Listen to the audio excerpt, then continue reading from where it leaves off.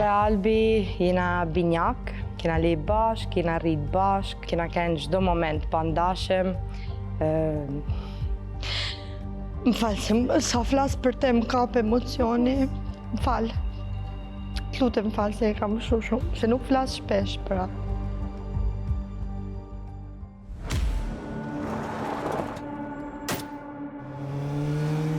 Sonte do ju tregojmë ngjarjen tragjike të ekzekutimit të një tëriu shqiptar në Brazil, i cili në ndryshim nga shumë bashkëadhetar të tjerë, të përfshirë në histori krimesh dhe trafiqesh në Amerikën Latine, kishte shkuar atje për disa ditë pushime, bashkë me pronarin e tij italian, Guido Bertola. Vllai im u vran në Brazil me një kurth i përgatitur nga pronari i tij.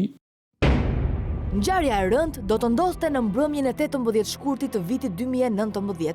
I vogli i familjes Gropçaj, Albani, do të qëllohej pa mëshirë në një krim mafios, nga i cili ende nuk ka një shkak dhe një autor. Pavarësisht se në fillim duke sikur çdo gjë po bëhej i qartë për hetuesit brazilian, dhe pronari i vënë në akuzë do të arrestohej menjëherë nga policia e Fortalezës, një qytet me 2,5 milionë banor në brigjet e Oqeanit Atlantik.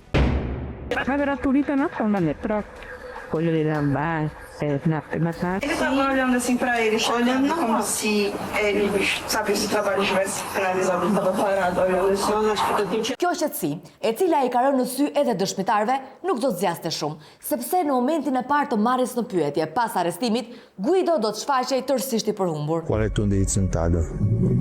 In Italia Gjatë marrjes në pyetje, 66 vjeçari tregon që është i martuar me një grua italiane. Sposato 2 figli. Hai sposato suo italiano também? Por njëkohësisht ishte në lidhje me një tjetër grua braziliane me banim në Itali. Da quanto tempo è questa relazione con 2 anni? Questa ragazza cosa fa in Italia? Vive in Italia ma sa niente. Sa 2 figlie e vive con suo marito. Conoscevi la vittima? Questa persona qua era una di famiglia. Guido deklaron që Albani ishte një person i familjes për të, deklaratë që përforcohet edhe nga fotot dhe videot e shumta që ata kishin së bashku. Ciao Guido! Që nga mosha 15 vjeçare, Albani njofti një djalë, Simone Bertola, sepse kishin të njëjtën moshë, ata jetoshin mas shtëpisë tonë. Fëmijët e Albanit ishin pronar të një fabrike të përpunimit të metalit mjaft të njohur në Itali. Albani ishte shumë shok me Simonen. Janë frekuentuar si adoleshentët. Masane janë rritë bashkë. Në moshën 16 vjeçare, ata ju ofruan një vend pune te fabrika atyne. Me kalimin e viteve u përmirësu si nga ana profesionale një mënyrë të papame, edhe mori një pozicion të rëndësishëm në atë firmë aty. Edhe bate projekte Talja Lazer quhen atje. Kishte një rol kyç në atë fabrikë aty. Ka punu gjithmonë 7 ditë mi 7, ka një venosën edhe gjithmonë mas punës.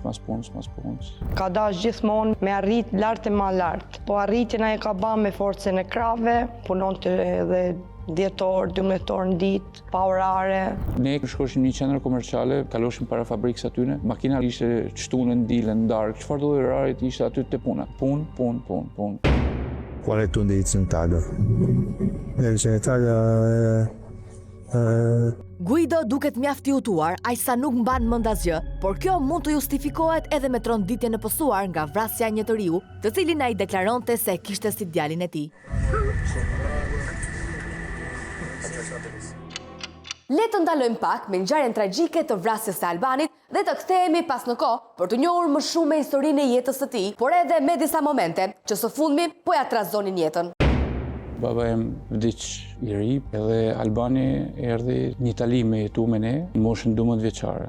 Nga aty vazhdoi shkollën deri në moshën 18 vjeçare ka jetu me ne, kena jetu një familje e madhe krejt bashkë. Ishte një natyrë e gjallë, allegro, edhe njëri pozitiv, shumë pozitiv, e donte jetën. Është keni amël, i dashtën shumë mbrojtës. Qa do ku shkoja unë ai mrapa, më kupton, si vllau për motrën. Kur isha me atë, kisha mbrojtje totale, normal. Gjithmonë ka shiku vetëm të mirën të tjerët. Sipas familjarëve, pavarësisht karakterit të tij miqësor dhe mjaft optimist, kohët e fundit, jeta e Albanit duket se kishte marrë një kthesë që ishte reflektuar edhe në humorin e tij. Albi nuk ishte mirë, e shifra se shpesh u hupte pak menime. Ndoshta unë po bëj mohabet me te dhe ai po menote kush e di çfarë dhe i thjesha Albi, na je këtu.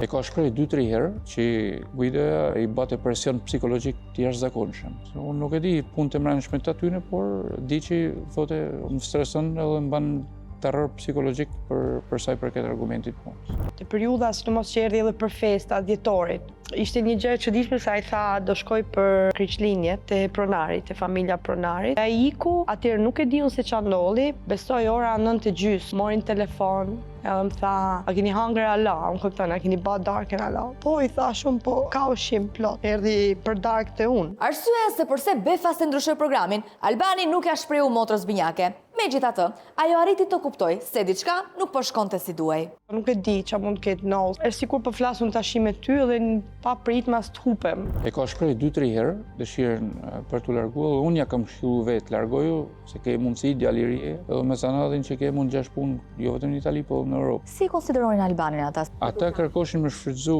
Albanin sipas menimit tim, sepse gjash një njerëz që të rrin 7 ditë mi 7 në punë, ban interesat tuaja, ka diçka që s'shkon. Unë e shikosha vllain tim të stresuar, një presion psikologjik flites, me thënë që nuk ja dal më. Do ta la, do t'iku. Në fakt, Albani jo vetëm që nuk e la punën, por madje e përforcoi lidhjen me familjen Bertola. Janari i vitit 2019 rezulton që Albani ka shku me Guidën edhe me Simonën në Brazil. Për çfarë? Sikur ishin 4 ditë, 5 ditë për knatësi. Pra po thua për udhëtime, kishin marrë për të pushuar disa ditë. Për pushuar disa ditë atje. Kjo ishte motivacioni i herës parë. Në fund botës për me shku për 4 ditë, 5 ditë pushime është pak e çuditshme. Pse thua rezulton? Nuk ta ka shprehur Albani që ka qenë? Nuk ka thënë? Jo, nuk ma ka thënë. Instagram kishte edhe një foto, kështu një vend me një pishinë, me një shtëpi, po nuk u dukte si zonë Italie, diçka kështu jashtë shtetit. Edhe i thash, ku je? I thash. Jo, tha, jam në Brazil. Edhe unë nuk e prita, se nuk më kishte treguar që po ikte në Brazil. E po mirë, i thash, unë kalosh bukur edhe një gjohemi, a din? Edhe ai përgjigj gjithmonë se më kishte vesti ishte Dada. Ai ishte Albi Dac. A më thirë të Dada. Pa pritun, mas një mujtë e gjysë ata përsërin në Brazil. Fakt, kanë dashur me shku djali i madh i Guidës, Kristiani. Për punët e tyre, një ditë ose 2 ditë para udhëtimit, ata ndryshojnë planin. I kërkojnë Albanit, do vishtit më shoqërosh sepse Kristiani nuk mundet të ardhë më në Brazil. Në pamje të parë, këto vizita të shpeshta në Brazil e kishin një motiv, sepse pronarin 66 vjeçar të Albanit, përveç bizneseve që kishte, atje e priste edhe dashura e tij, fakt që e deklaroi edhe gjatë marrjes në pyetje nga policia. Normalisht ka kërku pronari për me shku deri atje dhe e ka njek, edhe pse s'ka dashur me shku. Këtë pretendime ai ja ka shprehur asaj kush rin stemen një mesazh, ka thënë që nuk kisha dashur me shku, por nuk mundem me i thënë jo. Një po për shkak të miqësisë që do t'i kushtonte jetën.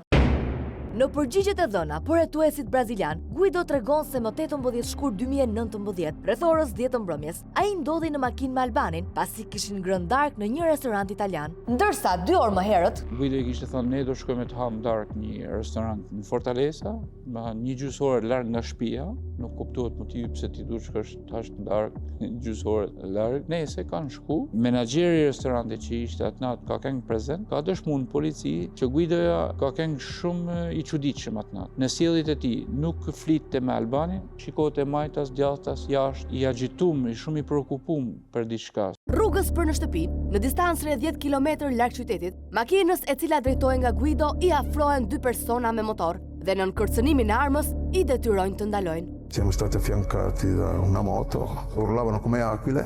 Logicamente in portoghese io non spiego niente. Non capiva? E mi hanno fatto fermare, chiudevano la strada. Unë nuk e kuptoj se si kanë ulë me fort nga makina. Ti je në makinë, ki pas mundësi për me ikë. Kjo se është ky versioni. Un attimo dopo un ragazzo è saltato giù dalla moto, quello dietro, mi ha aperto la porta, mi ha preso per un braccio e mi ha buttato per terra. Dhe këtu gjërat marrin rrjedhën tragjike, sepse pasi lën Guidon të shtirë në asfalt, 2 agresorët me gjaktosi qëllojnë me armë ndaj 28 vjeçarit shqiptar. Plot 3 herë. Dhe më pas largohen me shpejtësi. Sono corso dal Bing, sono cercato di scrollato. 28 vjeçari shqiptar ka ngelur i shtrirë në një pellg gjaku pas një shenjete. Chi è stato ad ammazzare Alban?